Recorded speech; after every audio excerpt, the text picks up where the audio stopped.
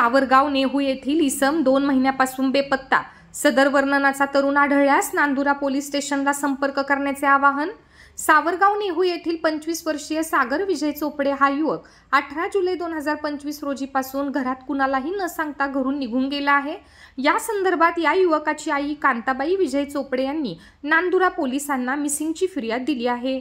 या युवकाचे बांधा सडपातळ, डोळे काळे, नाक सरळ, वर्ण गोरा, उंची 5 फूट 4 इंच, अंगात निळ्या रंगाचा चौकटीचा शर्ट, काळ्या रंगाची जीन्स पॅन्ट, पायात फिकट कथ्या रंगाची सँडल अशा वर्णनाचे युवक कुणाला आढळल्यास नांदुरा पोलीस स्टेशनला संपर्क करण्याचे आवाहन करण्यात आले आहे।